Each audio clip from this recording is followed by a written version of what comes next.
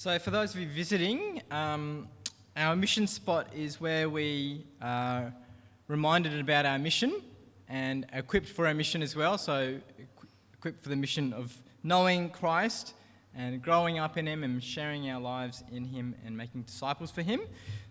Today's mission spot, what I wanted to do was actually recommend a few books that I've read in 2021.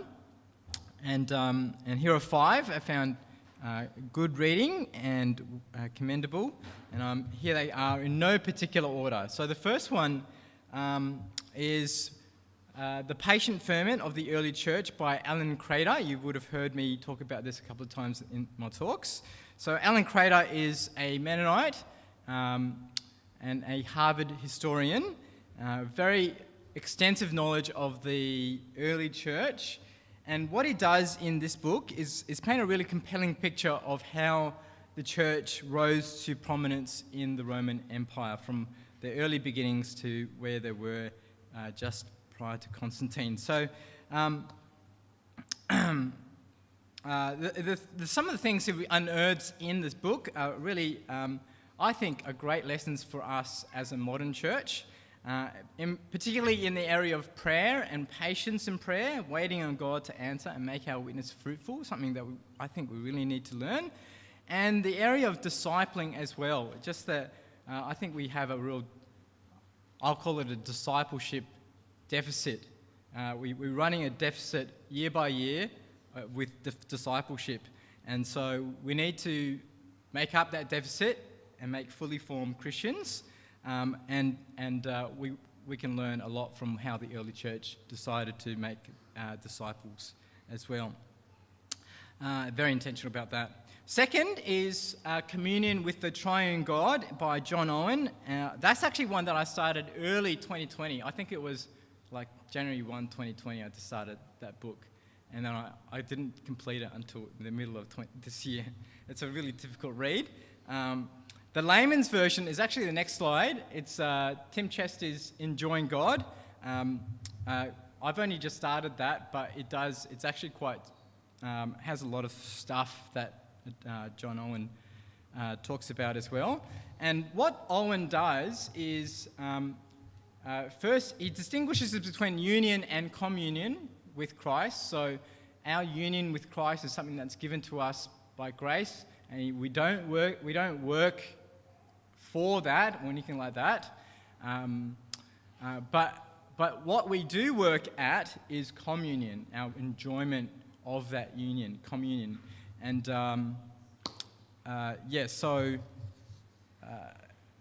when we work at that communion, and he talks about our working with that communion, Father, Son, and Spirit, we find our contentment in God, and that we're going to talk about that later on.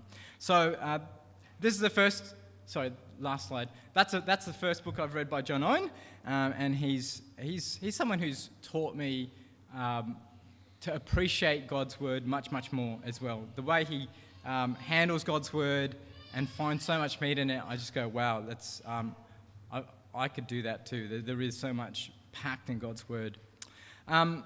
Third one, past this slide, is C.S. Lewis's Space Trilogy. It's a work of fiction. There's 3 books there: Out of the Silent Planet, Perelandra, and That Hideous Strength. He's a guy who wrote Lion, Witch and the Wardrobe and that whole series. And his apologetic skill is, I think, second to none in this century. But his story writing was fantastic as well. And, him and Tolkien were renowned for their ability to put Christian truth in story. And what they do is this great gift of using imagination to be able to help us see the plausibility of our faith. And so I think it's how he writes this story is something that's going to stay in my mental furniture for probably until I die. It's just great. Fourth is Rise and Triumph of the Modern Self by Carl Trueman. A bit of a harder read as well, but it's worth it if you stick with him. He's a historian too, It's a piece of modern history. And modern history, starting from the Enlightenment up till now, about how expressive individualism kind of came to be and how it's come to its climax, if you will. Who knows whether will be the climax, but the climax, if you will, of the rise of the LGBTQ movement, and how that has come to have such cultural power in this moment. It's a very compelling story. I suppose in a sense it's a story, history.